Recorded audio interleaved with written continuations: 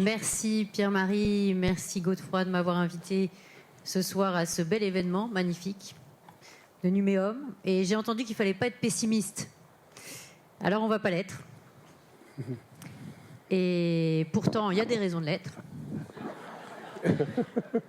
Mais j'ai pas envie de vous mettre le moral à zéro. Et au contraire, j'ai envie de vous dire, il y a tout à faire. Voilà. La France est un magnifique pays. On l'aime. Vous êtes là, ça veut dire que vous avez confiance. Vous pensez qu'il y a des choses à faire. Moi aussi. Après, il vaut mieux savoir de quoi on souffre plutôt que faire l'autruche. Alors, il y a plein de défis à relever.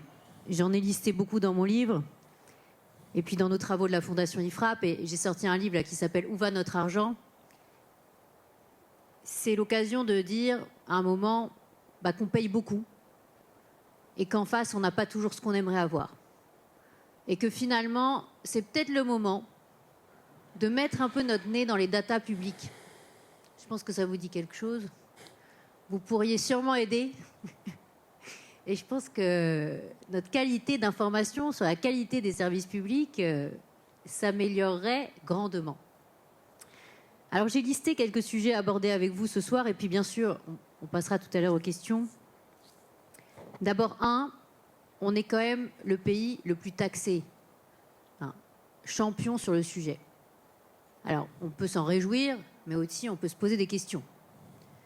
Et ceux qui portent la charge, ce sont les entreprises. Vraiment. Il n'y a aucun doute là-dessus. On a de l'ordre de 150 milliards de plus de prélèvements obligatoires par rapport aux autres pays de la zone euro en moyenne hors France. Et les entreprises portent 148 milliards. Donc, un des problèmes qu'on a à résoudre, et on peut le résoudre, c'est d'alléger cette pression fiscale sur nos entreprises. Et ça, ce sera fondamental. Alors, il y a eu des prises de conscience. Il y a des choses qui ont déjà beaucoup avancé. On a compris que les taxes de production, c'est pas formidable, et qu'il faut les baisser. Il y a déjà eu 10 milliards de baisses, et il y aura encore des baisses avec la CVAE, et il y aura encore des prises de conscience pour baisser. Mais le souci, c'est qu'il en reste 49 milliards d'écart avec les autres pays. Donc là, il va falloir continuer à pousser dans ce sens-là, tous autant qu'on est, pour dire attention, ailleurs, il n'y a pas ce poids fiscal des taxes sur la production. On paye sur le résultat, ok, et ça, tout le monde est d'accord avec ça. Payer des impôts sur le résultat, c'est normal. Mais payer sur la prod, là, c'est pas normal autant par rapport aux autres pays. Ensuite, il y a la question des cotisations employeurs. Et ça, vous qui êtes dans des métiers d'intelligence, vous savez à quel point c'est plus cher d'embaucher en France à des hauts niveaux de salaire. Et on vient de sortir une étude de la Fondation IFRAP qui est absolument passionnante et qui montre que par rapport à l'Allemagne, on surpaye 24 milliards de cotisations employeurs en plus, au-delà de 3,5 SMIC. Et pendant des années, beaucoup de nos politiques ont écouté des conseils qui leur disaient « alléger sur les bas salaires ». Et qu'est-ce qu'on a fait avec ça ? On n'a pas fait des boulots dans le numérique, dans la data, dans l'industrie, dans la haute technologie, etc.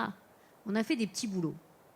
Mais financer un modèle social de luxe avec des petits boulots, il y a un moment où l'équation ne passe pas. Et moi, ce que j'aimerais qu'on arrive à faire passer dans les mois qui viennent, c'est alléger les cotisations sur les hauts salaires.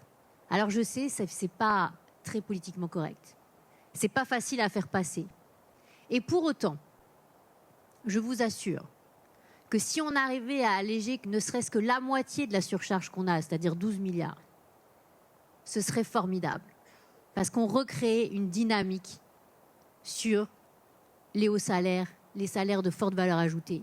Et c'est ça dont on a besoin.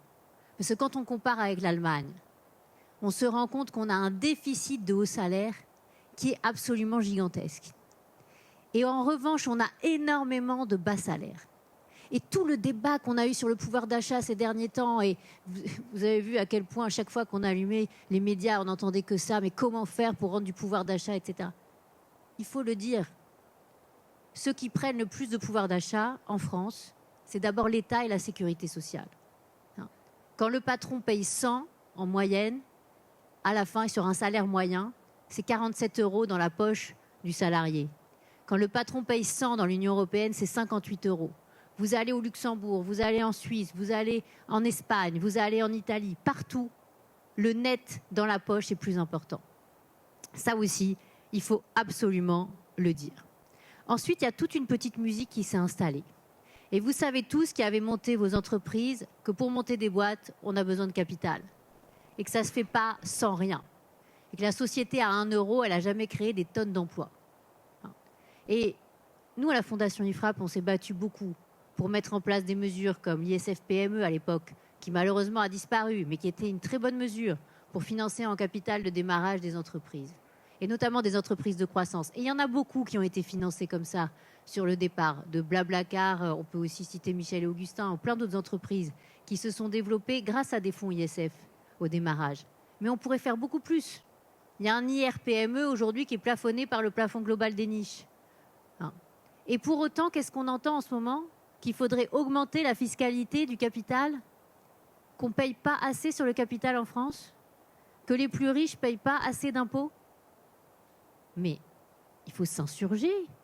Il faut aller sur les plateaux, dire à quel point c'est pas vrai. Moi, j'essaie de le faire à mon modeste niveau. Et je donne des chiffres. Les 10% qui déclarent le plus, ils n'ont jamais payé autant d'impôts sur le revenu. Ils payent 75% de la recette aujourd'hui. C'est quand même gigantesque. C'était 70% en 2019. Les 10%, ils payent 50% de l'ensemble de la recette des impôts directs, quand on compte tous les impôts directs. Taxes foncières, taxes sur les successions, donations, CSG. Et avec la CSG, avec le déplafonnement en fait, des cotisations chômage et maladie qui sont passées en CSG, les 10% se sont pris 8 milliards de plus à payer, parce que ce n'est pas plafonné. Mais ça, qui en parle ? Rares sont ceux qui en parlent. Et qu'est-ce qu'on entend en ce moment ? De nouvelles études qui viennent de sortir disant que finalement, ceux qui sont les plus riches des plus riches paieraient que 2% par rapport à leurs revenus, etc. Mais attendez, ils ont pris dans ce calcul des revenus non distribués. Ben oui, mais il faut le dire ça aussi. Mais qui le dit ? Donc on entend en boucle des infos qui ne sont pas en réalité du monde de ce que vivent vraiment les personnes qui sont concernées. Et c'est problématique. Parce que ce n'est pas comme ça qu'on incite à investir, à croire en la France, etc. Et moi, j'aimerais qu'à un moment, on remette les pendules à l'heure. Qu'on dise qui paye le modèle social. Ce sont les entreprises, ce sont ceux qui créent la valeur ajoutée, ce sont ceux qui créent l'emploi. Ce sont les investisseurs aussi. Et ce n'est pas l'État qui crée de la valeur ajoutée qui arriverait grâce à la dette et tout simplement avec de l'argent magique. Tout ça, c'est fini. Et pourquoi je suis optimiste ? Mais parce qu'on est dans un tournant incroyable. L'argent gratuit ou l'argent à taux négatif, c'est définitivement terminé. En tout cas pour plusieurs années. Et maintenant, on va commencer à compter chaque euro d'argent public, à se poser la question, justement, comment on la crée, cette valeur ajoutée ? Plutôt que de faire l'inverse, de se dire, ah bah tiens, on va dépenser sans compter, et puis ensuite on va se demander comment on va remplir les caisses publiques. Et là, on va remettre les choses à l'endroit. Et je vous assure qu'il y a des tonnes de choses à faire. Vous avez parlé des normes tout à l'heure. Mais rien que la question des normes, c'est 100 milliards de coûts pour les ménages, les entreprises, et même les administrations et les collectivités françaises. Mais ça, est-ce qu'on le chiffre en temps réel ? Est-ce qu'on regarde en temps réel combien nos entreprises souffrent de cette inflation permanente normative ? Non. Est-ce que les autres pays le font ? Oui. Les Pays-Bas, la Belgique, l'Allemagne, ils regardent en permanence si les nouveaux projets de loi vont aggraver la charge administrative. Ils ont des indicateurs. Ils respectent des objectifs de baisser de 20 à 25% tout ce poids des normes. Nous, on a fait un Conseil national de l'évaluation des normes, mais ils ne regardent les normes que pour les collectivités locales. Pas pour les entreprises, pas pour les ménages. Donc encore une fois, le public parle au public et ne s'intéresse pas à ce qu'il fait subir au privé. Et là, il faut se poser la question, comment ça se fait qu'on soit auditionné en permanence, je l'ai été encore il y a quelques semaines, par la délégation aux entreprises du Sénat, sur ces questions, et derrière, rien ne bouge. On parle tout le temps de simplification, de réduire les normes, de faire une pause sur les normes. Le président de la République aussi en a parlé. Et finalement, derrière, on n'a pas véritablement d'action qui rentre en marche et surtout de chiffrage du poids de cette charge administrative qui pèse sur nous en permanence. C'est pas rien, hein, 100 milliards de normes. C'est peu ou prou l'équivalent d'un quart de prélèvement obligatoire en plus pour les entreprises. C'est de l'impôt papier. Et si on se mettait dans le niveau des autres pays, ce serait 20 milliards de normes en moins pour nos entreprises. Et vous savez bien que moins on est contraint dans son activité économique, moins on a de charges et moins on a de normes, plus on peut avancer vite, plus on peut se développer vite. Et on sait très bien que pour implanter une usine en France, il faut 2 fois plus de temps que dans les autres pays de l'Union européenne, alors que, en réalité, il n'y a aucune raison valable pour qu'on ait autant de normes supplémentaires. Donc moi, j'en appelle à ce qu'en permanence, nous soyons dans l'évaluation. Le problème, c'est que cette évaluation, elle n'est pas forcément bienvenue. Et c'est une question aussi qu'on se pose. Est-ce qu'on a vraiment envie d'évaluer la fraude sociale? Est-ce qu'on a vraiment envie de faire des croisements de données? Est-ce qu'on a vraiment envie d'aller vers une allocation sociale unique qui permettrait d'avoir une vision beaucoup plus claire de la dépense sociale? Est-ce qu'on a envie que les collectivités locales donnent leurs vrais comptes avec des comptes consolidés, avec les budgets annexes, etc. Ou est-ce qu'on n'a pas envie de savoir?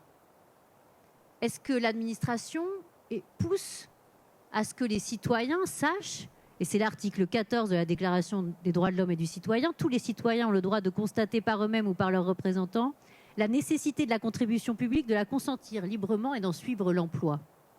Est-ce qu'on a le droit? Est-ce qu'on a vraiment le droit de savoir comment sont utilisés les deniers publics que paient en fait les entreprises et les ménages de France? Moi, quand je pose la question, j'ai souvent un mur. Et ces derniers temps, ça ne s'est pas tellement amélioré. Et pourtant, je crois qu'il faut absolument exiger que ça s'améliore. Et je pense que toutes vos entreprises peuvent beaucoup aider sur cette transparence. Pourquoi? Parce qu'on parle beaucoup de data, de comparaison, de bases de données. Et que ça va être essentiel pour notre avenir. Et que quand on dit, dans d'autres pays, on peut comparer plusieurs collectivités locales de la même strate avec des comptes consolidés en 3 clics sur Internet, alors que nous, il faut galérer pendant des jours pour récupérer les budgets annexes, les réintégrer, additionner communes et intercommunalités, essayer de voir où est planquée la dette. Mais c'est un enfer. Et il faut faire ça avec des moyens hyper faibles. Mais si on était beaucoup plus exigeant, si on exigeait justement que cet article 14 de la Déclaration des droits de l'homme et du citoyen soit respecté, mais on aurait déjà une consolidation des comptes, une certification des comptes, des bases de données en veux-tu, en voilà, pour pouvoir comparer absolument toute la gestion de toutes les collectivités locales, les administrations de notre pays, des opérateurs de l'État, etc. Est-ce qu'on a la comptabilité analytique de Pôle emploi? Est-ce qu'on connaît le coût de placement d'un demandeur d'emploi dans un emploi durable? Depuis ce matin, on ne parle que de ça, France Travail. Mais moi, je demande que ça, de savoir combien de personnes ont vraiment retrouvé un emploi grâce à Pôle emploi dans une année, combien ça nous a coûté. Et finalement, combien ça nous coûterait si c'était fait différemment, en délégation de services publics, etc. Mais ce chiffre-là, on ne l'a pas. On essaye, oui, mais on ne l'a pas. Et moi, j'aimerais bien qu'on avance plus vite. Parce que dans l'étude INSEE sur l'emploi, on n'a que 9% des personnes qui retrouvent un travail grâce au Pôle emploi. Et on a énormément de gens éloignés de l'emploi qui ne sont pas assez accompagnés. Et on le sait, il n'y a que 40% des personnes qui sont au RSA aujourd'hui qui sont inscrites à Pôle emploi. Il y a énormément de personnes handicapées qui m'ont témoigné d'avoir voulu aller voir à Pôle emploi pour trouver un emploi et on leur a dit « mais non, mais restez à l'AAH ». Ah ben oui, mais ça, c'est pas acceptable. Surtout quand on voit ce qui se passe dans les autres grandes démocraties européennes, où chaque euro d'argent public et chaque personne est respectée. Et où finalement, quand vous avez de l'aide de la collectivité et de la solidarité payée par l'impôt et les cotisations des autres, vous avez des droits, mais vous avez aussi des devoirs. Et les devoirs, par exemple, au Danemark, c'est pas rien. Quand vous êtes en recherche d'emploi, vous devez envoyer 2 CV par semaine. Vous devez accepter des offres d'emploi quand on vous en propose. Vous devez aller à tous vos rendez-vous, etc., etc. Et c'est normal. Dans les pays du nord de l'Europe, qui sont pourtant des pays d'État-providence, il y a une logique. Ils sont capables en même temps de suivre en permanence l'utilisation des fonds publics, de dire comment utiliser l'argent public, mais en même temps de comprendre que même quand ils sont sociodémocrates, que taxer les successions et les donations, taxer la transmission des entreprises, ce n'est pas la bonne idée. Hein? Et ce sont les Suédois qui, en 2004, ont mis à zéro la taxation des donations et des successions. Pourquoi ? Pour faire revenir des grands entrepreneurs qui étaient partis en Suisse. Et parce qu'ils avaient envie de garder sur leur territoire des créateurs de richesses. Nous faisons trop de choses sur des principes d'idéologie, avec des débats qui finalement sont des débats qui nous entraînent au contraire de l'intérêt général. Et de quoi nous avons besoin finalement ? De créer des emplois sur notre sol, dans nos territoires, de conserver nos entreprises, d'être capable d'exporter plus, d'être capable de créer plus de richesses. Nous étions 11e en richesse par habitant dans les années 80, nous sommes 25e aujourd'hui. Et ce n'est pas en taxant plus les plus riches, ou en inventant plus de normes, ou en créant plus d'administration, qu'on résoudra ce problème. C'est plutôt en ouvrant les informations à nos concitoyens sur comment sont utilisés les deniers publics. Et souvent on dit, mais heureusement il y a la Cour des comptes. Mais le problème, c'est que la Cour des comptes, elle ne dit pas où il faut économiser, elle dit qu'il faut économiser. Elle a dit 9 milliards d'euros par an l'année dernière. C'est très bien, c'est à peu près ce qu'il faut faire. Tous les ans, 9 milliards de plus d'économies. Pourquoi pas ? Mais ses homologues à l'étranger disent où il faut économiser, comparent entre l'école publique et l'école privée, disent où est-ce que c'est moins cher et mieux géré avec un avenir plus important pour les élèves. Et finalement, là aussi, peut-être des nouvelles technologies pour apprendre différemment, etc., etc. Est-ce qu'on se remet assez en question ? Est-ce qu'on remet assez en question le modèle éducation nationale ? Pas du tout. Le président de la République est allé à Marseille, il a dit « Je voudrais des écoles autonomes qui puissent choisir avec des directeurs qui puissent choisir leurs équipes pédagogiques, les rémunérer différemment, etc. » Ça fait un tollé. Alors que bien sûr qu'il faut aller vers ça. Et que font les pays qui nous entourent ? Ils gèrent au niveau local, ils ont des vrais chefs d'établissement qui sont des vrais chefs d'équipe qui peuvent payer en fonction des mérites de leurs enseignants. Mais nous, on a le statut. Résultat, on a de moins en moins de jeunes qui veulent aller travailler dans nos écoles publiques. Et ça va continuer. Sauf si on change de modèle. Décentraliser, innover, pourquoi pas déléguer, faire gérer par d'autres. Mais je dis presque des gros mots là. Et en même temps, je crois que beaucoup de ceux qui sont dans nos administrations, et ça aussi c'est une source d'espoir, se posent des questions tous les jours. Et beaucoup d'entre eux viennent nous aider à la Fondation IFRAP. Beaucoup d'entre eux nous disent « Mais attendez, vous avez raison, il faut gérer différemment, il va falloir faire bouger les choses, parce que sinon, on va avoir des services publics qui vont de plus en plus se déliter, alors qu'on paiera de plus en plus d'impôts et qu'on n'aura pas moins de déficit. » Donc, qu'est-ce qu'on peut faire ? Tout simplement faire ce qu'ont fait les autres pays et qui fonctionnent. Dans mon livre, je donne 20 principes. Je ne donne pas des listes d'économies à faire. Je dis, voilà, comment font les autres ? Ils responsabilisent leurs élus sur leurs propres deniers. Ils ouvrent les données. En Suisse, par exemple, les données sur les hôpitaux et les cliniques, elles sont données par les instances qui sont en charge à des associations et des fondations pour qu'ils fassent eux-mêmes les classements des meilleurs hôpitaux et meilleures cliniques et des moins bons, etc. Nous, on a la CNIL qui a bloqué l'accès aux données. Mais ça n'a aucun sens. Peut-être que le classement du point n'était pas parfait. Peut-être que la méthodologie n'était pas parfaite.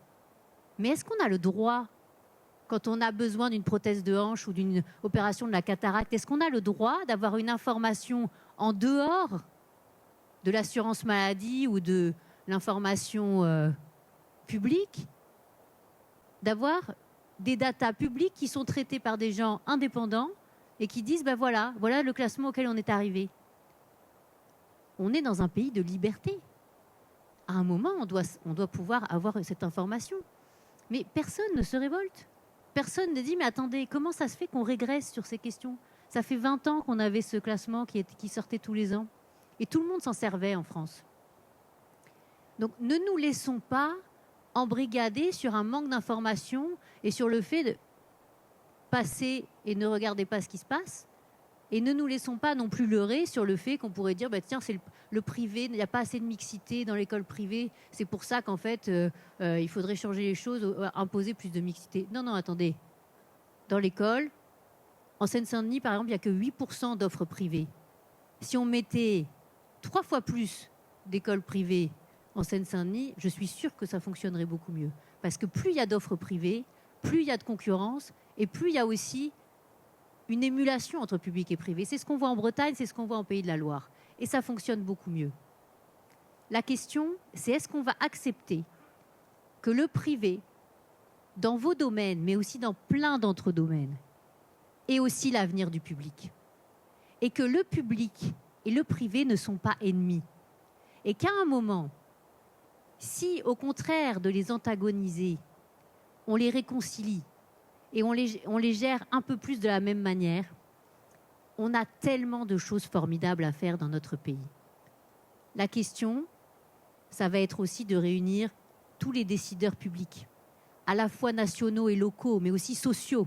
Parce que quand on entend la direction de l'assurance maladie qui dit « Je suis contre la fusion de la carte vitale et de la carte d'identité », alors que ça marche super bien en Belgique depuis des années avec la banque Carrefour de la sécurité sociale, que ça évite des fraudes. Mais pourquoi? Pourquoi empêcher des réformes qui marchent? Pour empêcher que des chapelles disparaissent? Non, on doit réfléchir toujours dans le sens de l'intérêt général et des citoyens, et pas dans le sens de conserver chacun sa petite chapelle et chacun ses petites datas de son côté qu'on ne veut pas partager avec celui d'à côté. Alors on n'a pas le droit de fusionner les datas sociales et les datas fiscales. On n'a pas le droit de faire de recouper des informations sur les comptes des personnes qui touchent des minima sociaux. En tout cas, on peut le faire que dossier par dossier, parce que sinon on est bloqué. Mais ça veut dire quoi? Ça veut dire qu'en fait, on ne veut pas regarder qui travaille de manière non déclarée. Donc, toutes ces questions-là, pour moi, elles rejoignent énormément la question de la donnée. Et c'est votre cœur de métier. Et ça va être aussi, dans les prochaines années, vraisemblablement une révolution sur tous ces aspects. La question, c'est comment faire pour l'accompagner, comment faire aussi pour que tout le monde soit d'accord pour dire on a le droit de savoir. Et c'est une nécessité. Parce que c'est l'économie française qui est en jeu, c'est l'équilibre de nos comptes publics, c'est l'avenir de nos enfants, c'est l'avenir de la capacité de création de richesse de la France et de redressement aussi, de récupération de place dans le concert des nations. Parce qu'on ne peut pas admettre de rester 25e en richesse par habitant. En tout cas, moi, personnellement, je ne l'admets pas. Et je pense qu'on peut faire revenir beaucoup de ceux qui sont partis pour des raisons fiscales et qui continuent parfois à partir aussi pour des raisons fiscales, et de ceux qui ont décidé de ne pas investir en France alors qu'ils pourraient le faire. Je sais qu'on nous parle tout le temps des investisseurs étrangers en France et des énormes investissements qu'ils ont prévu de faire. Mais quand je regarde le nombre d'emplois par investissement, je suis à 30 emplois par investissement alors que les Espagnols sont à 120 emplois par investissement. Et là, évidemment, on comprend qu'il y a encore du chemin à faire pour que investissement soit égal aussi à emploi et soit égal à meilleur avenir pour beaucoup de nos concitoyens. Donc tout est à faire. Nous avons tous les talents pour le faire. Est-ce qu'on va, à un moment, forcer un peu le destin pour se libérer des carcans qui pèsent sur nous? Moi, ma conviction, c'est que c'est oui. Et qu'on ne choisira pas le chemin du déclin, parce que les Français ne sont pas comme ça. À un moment, il y aura ce sursaut. Et ce sursaut, pour moi, il commence avec la remontée des taux, avec la conscience qu'il n'y a pas d'argent magique, et avec le retour à la réalité. J'espère que les prochaines années nous montreront qu'on va rentrer dans une nouvelle phase. Elle a commencé par la réforme des retraites. Elle était obligatoire. Derrière, il y aura une revue des dépenses publiques, il y aura une revue des missions publiques, il y aura une réorganisation, il y aura une décentralisation, il y aura une ouverture de la donnée. Et moi, je pousse de toutes mes forces, aujourd'hui, le gouvernement et Bercy, pour aller dans le sens d'évaluer le coût-qualité de chaque service public de ce pays. Parce que la compétitivité de nos entreprises est en jeu derrière. Je vous remercie et on peut passer aux questions.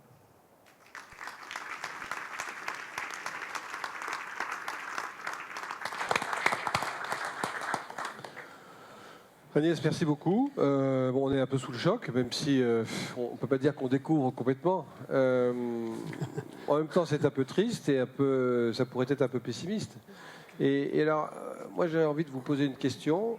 Qu'est-ce qui peut nous rendre optimistes ? Qu'est-ce qui fait la différence positive quand on regarde la France, dans vos tableaux, dans vos tableurs, hein, et que vous comparez avec d'autres ? Il y a bien quelque chose de positif, quand même.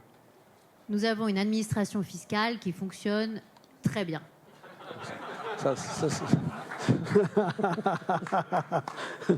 Bon. C'est un des grands atouts de la France. Non, mais c'est vrai. Et je pense que c'est un aspect non négligeable de la non-dégradation de la note de la France. Parce qu'une administration fiscale qui fonctionne, qui est capable d'aller chercher, contrairement à l'administration sociale, beaucoup de la fraude, hein, parce que sur la fraude fiscale, nous on évalue une 30aine de milliards de fraude fiscale, il y a quand même la moitié qui est très bien identifiée et environ 12 milliards sur 30 qui est récupérée dans les caisses de l'État. Donc c'est pas si mal, on peut améliorer encore le score. C'est vrai que sur le prélèvement à la source, etc., ils se sont bien débrouillés. D'ailleurs, au passage, ils ont quand même prélevé beaucoup plus que ce qu'ils auraient prélevé si on était resté avec l'ancien système, vous le savez bien. D'ailleurs, le barème de l'impôt sur le revenu n'a pas été revu du niveau d'inflation en 2022. Donc merci à tous, vous avez versé plus d'impôts que vous auriez dû payer. Et d'ailleurs, on le voit très bien, en 2022, il y a eu 82 milliards de recettes supplémentaires par rapport à 21 sur la totalité des prélèvements obligatoires. Donc ça marche. Et donc il faut se réjouir. Après, est-ce que tout pourrait marcher comme fonctionne l'administration fiscale ? Ben, pourquoi pas ? Pourquoi le reste ne fonctionne pas aussi bien ? Pourquoi la fraude sociale n'est pas aussi bien contrôlée que la fraude fiscale ? Pourquoi chaque fois qu'on dit « Oh là là, on va contrôler un peu les personnes qui touchent des minima sociaux », tout d'un coup on pousse des cris d'orfraie en disant « Non, non, il faut vous regarder le fiscal ». Non, pas du tout. On a 20 milliards de fraude sociale, on en récupère 1,6 milliard. À peine. Mais là, il faut tripler. Gabriel Attal va dans la bonne direction en ce moment. Il a commencé à mettre le sujet sur la table. Mais il y a des freins énormes des administrations sociales et aussi de la CNIL. Donc à un moment, il faut se poser la question, est-ce qu'on a vraiment envie de savoir qui profite de manière indue de nos cotisations et de nos impôts avec une vision non solidaire de la question ? Parce que nous sommes solidaires. Quand on paye des impôts et des cotisations, on est solidaires. Quand les entreprises payent leurs dus, elles sont solidaires. Il faut que tout le monde soit solidaire. Voilà. Et ça fait partie de la cohésion sociale aussi. Et donc, voilà, moi, je crois que tout peut marcher en France. C'est juste que parfois, on n'a pas vraiment envie que ça marche. Vous voyez, le Parlement, il aurait envie d'avoir des moyens d'évaluation des politiques publiques. J'étais ce matin à l'Assemblée nationale. Et on parlait avec les parlementaires de leurs moyens pour évaluer où va l'argent public. C'est quand même l'article 24 de la Constitution, hein. Le Parlement légifère, mais aussi il contrôle l'exécutif et il est chargé de l'évaluation des politiques publiques. Mais alors, tout est fait pour que le Parlement ait zéro moyen pour le faire. Et ça fait quand même, depuis la fin des années 90 qu'on en parle. À chaque fois qu'on a voulu créer un organe d'audit auprès du Parlement pour pouvoir auditer, mais aussi faire potentiellement des évaluations économétriques, de la modélisation, et finalement ne pas être dépendant de Bercy, à chaque fois ça a échoué.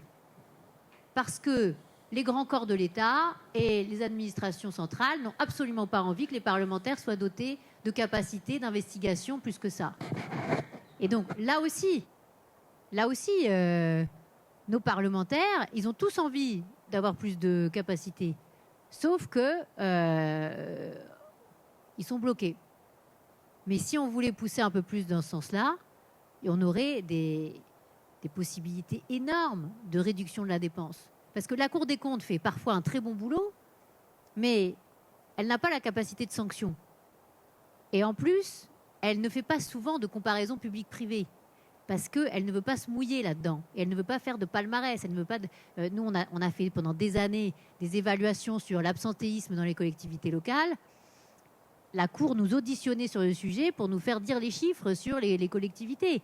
Et on était devant tous les présidents de Chambre régionale des comptes pour dire voilà les villes où il y a énormément d'absentéisme.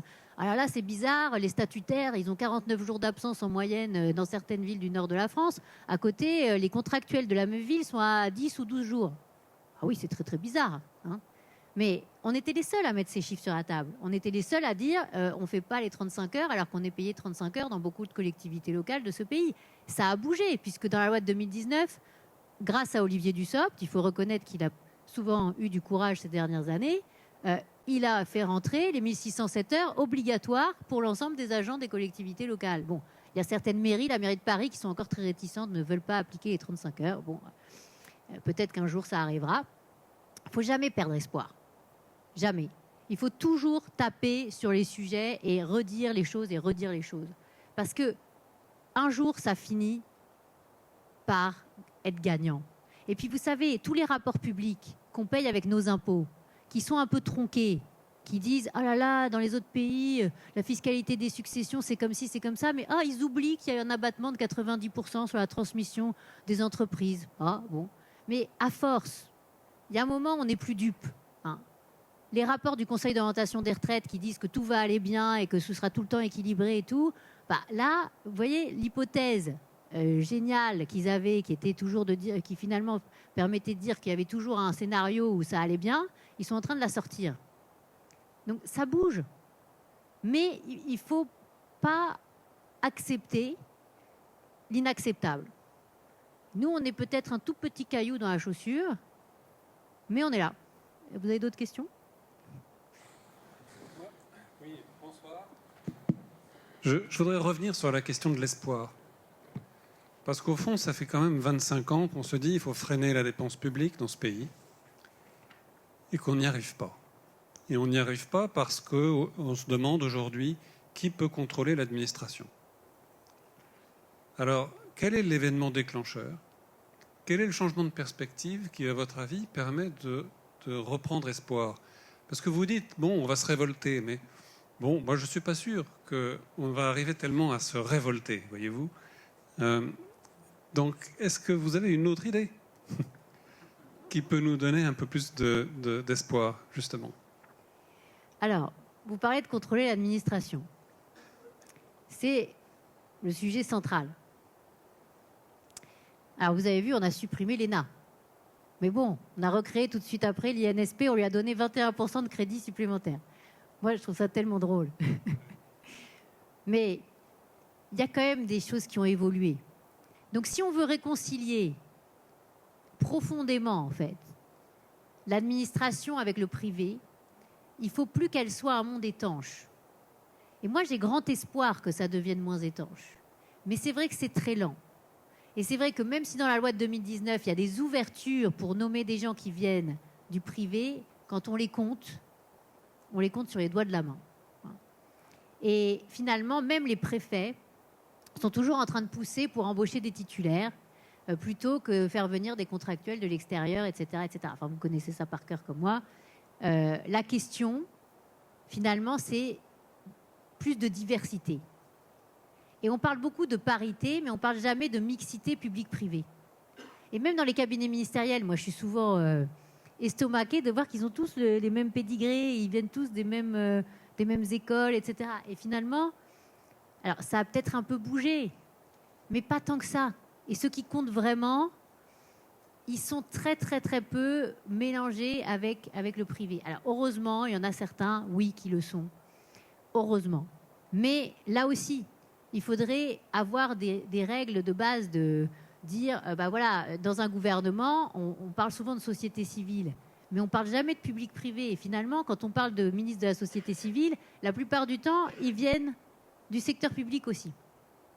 Donc, le public parle au public. Donc, il y a toute cet ADN à changer, petit à petit.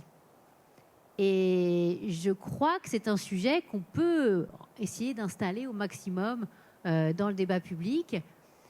Malheureusement, c'est pas encore vraiment sur la table.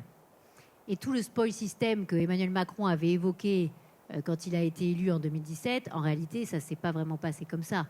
Et moi, quand j'ai essayé de compter les personnes qui étaient vraiment venues du privé pour diriger des administrations, j'en ai quasiment pas trouvé. Hein. Donc là, il y a encore tout un travail à faire. Et c'est vrai aussi de reconnaissance par le public que le privé est aussi méritant que le public et qu'un parcours public. Mais finalement, il y a une sorte de condescendance du public vers le privé qui est très ancrée dans notre République, on va dire ça comme ça. Et c'est cette condescendance qu'il faut arriver à enlever parce que finalement, sans le privé, le public n'existe pas.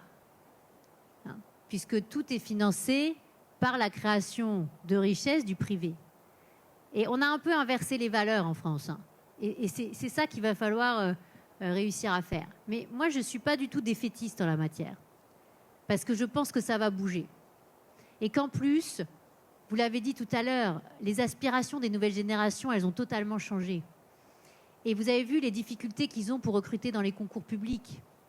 Parce que les personnes, la jeunesse ne se perçoit plus comme quelqu'un qui fait partie d'un tout, qui va rester toute sa vie dans la même carrière.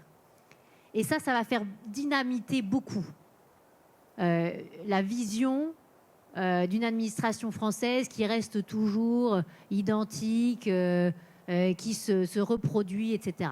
Je suis persuadée que ça va changer dans les 15 ans qui viennent de manière absolument gigantesque.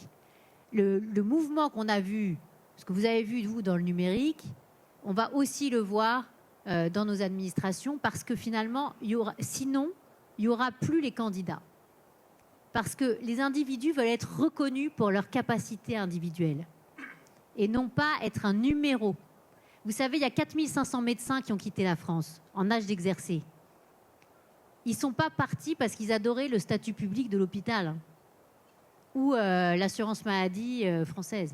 Ils sont partis parce qu'ils étouffaient. Et si on veut empêcher qu'il y ait encore des médecins qui partent alors qu'ils sont en âge d'exercer, il faudra changer tout ça aussi.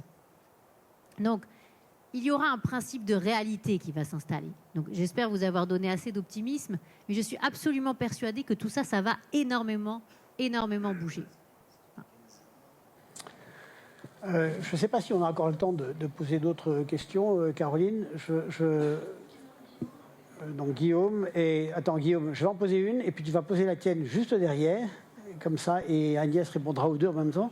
Celle que je voulais poser, moi, c'est, on est dans une entreprise du numérique, Guillaume parlera des startups, on a aussi des entreprises matures du numérique, et donc ça fait depuis de très nombreuses années qu'on a démontré, on n'a pas besoin d'en être convaincu, que le numérique est un atout formidable pour réformer les organisations, les rendre plus fluides, etc. Bon, il a fallu le numérique pour le mettre en évidence, le Covid pour le mettre en évidence, mais on avait besoin de ça pour le démontrer. On a vu des gouvernements qui faisaient des choses sur le sujet, qui en réussissaient certaines d'ailleurs. Tu as parlé de la fiscalité tout à l'heure, ou qui en rataient d'autres aussi, quelquefois, sans commentaire. On a quand même le sentiment qu'on a beaucoup de mal à passer à l'échelle dans cet esprit. Alors, qu'est-ce qu'il faudrait faire pour vraiment bien secouer le cocotier, là, ou le panier, je ne sais pas comment est-ce qu'il faut dire. Voilà. Mais Guillaume, je crois, a une question qui suit qui est un peu liée à cela. Bonsoir Madame, Guillaume Buffet. Et si l'espoir venait de la confiance? On a en France entre 15 et 20 000 startups qui amènent 15 à 20 000 solutions, dont beaucoup à destination des décideurs publics. On devrait entendre d'ici quelques jours une annonce du ministre en charge du numérique pour demander une progression forte de l'achat public dans les écosystèmes de start-up. Et donc ma question, c'est est-ce que vous pensez que le fait de faire appel aux petits acteurs du numérique est un moyen de créer plus d'espoir pour nos acteurs publics et plus de transformation dans la fonction publique? Merci. Merci à vous deux. Écoutez, moi je suis persuadée que quand on fait appel aux entreprises, quelles qu'elles soient du numérique, des TPE, des PME, des start-up, évidemment, quand le public appelle le privé, ça ne peut qu'améliorer les choses par rapport à tout ce que je vous ai décrit. Et ce qui fait la force, notamment des États-Unis, c'est que ça fait des années et des années qu'ils ont justement toujours cette logique de réserver une grosse partie de leur marché public à des TPE, à des PME, à des start-up. Et eux, ils n'ont pas attendu maintenant pour se rendre compte. Ça date des années 50.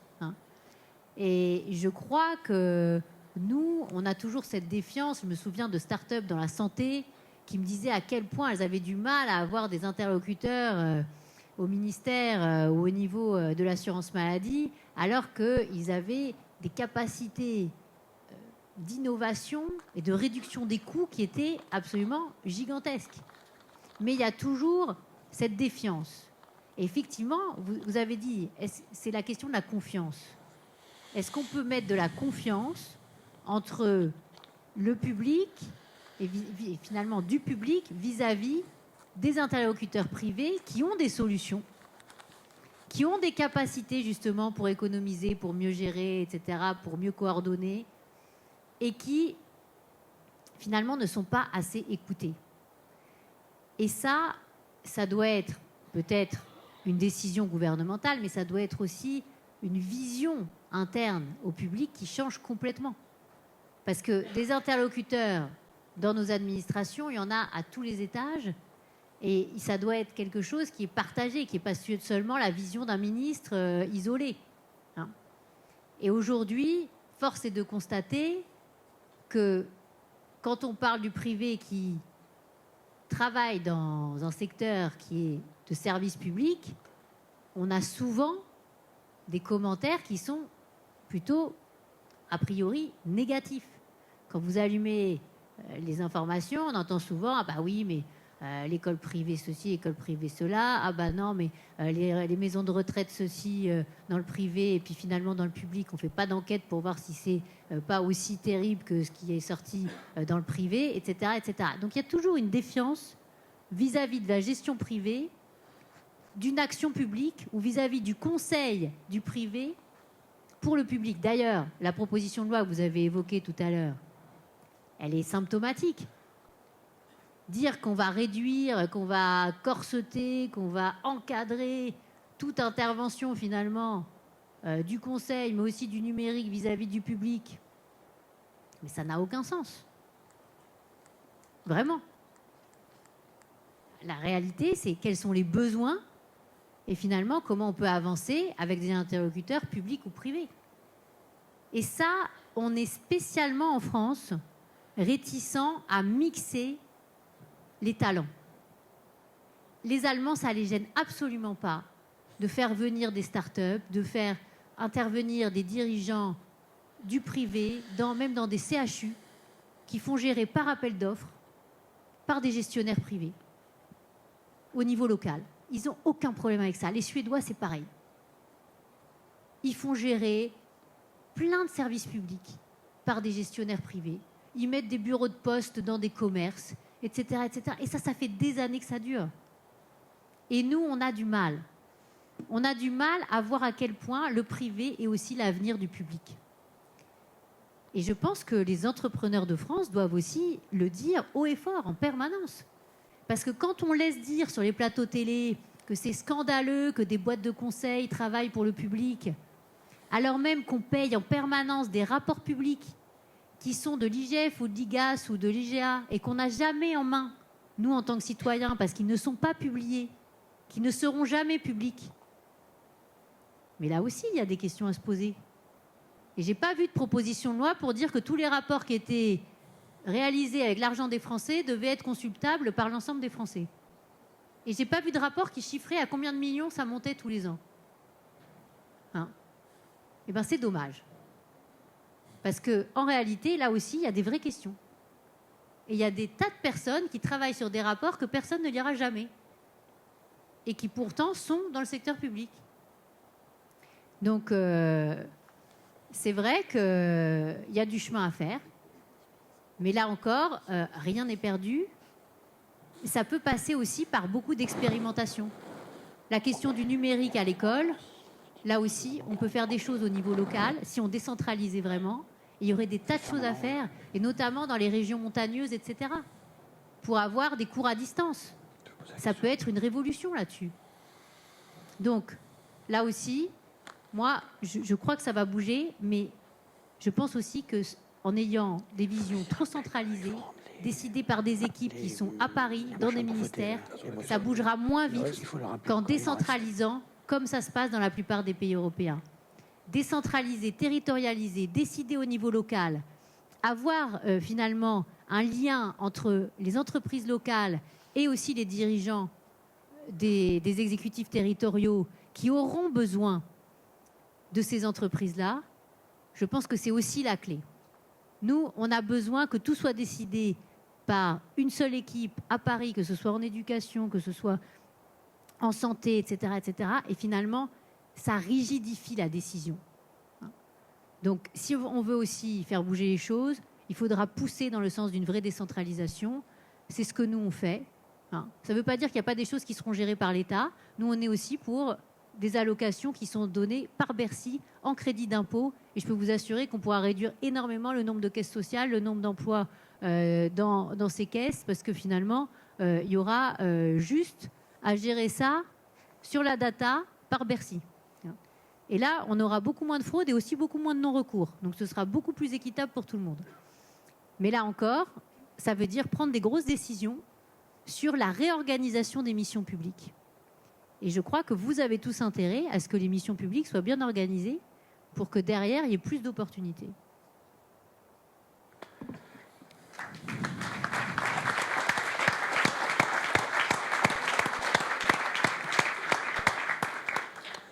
Merci beaucoup pour cette vision, ce partage. Bon, ça nous aiguillonne un peu, évidemment. Hein. Je suis sûr qu'un certain nombre se disent comment on peut l'aider pour mieux porter la voix. Je pense qu'on peut vous aider, vous nous direz comment. On peut d'abord, vous allez trouver en dehors, et on vous l'offre, un livre qui est intéressant, Où va notre argent, que vous nous dédicacerez. Pas toute la nuit, donc c'est plutôt jusqu'à 8h30, vous voulez partir à 8h30. Et deuxième chose, eh bien, je pense qu'il faut se remonter les manches, il ne faut pas se désespérer. Moi, je crois qu'on va y arriver quand même, mais peut-être nos petits-enfants. Voilà. Merci à tous et je signe le livre maintenant.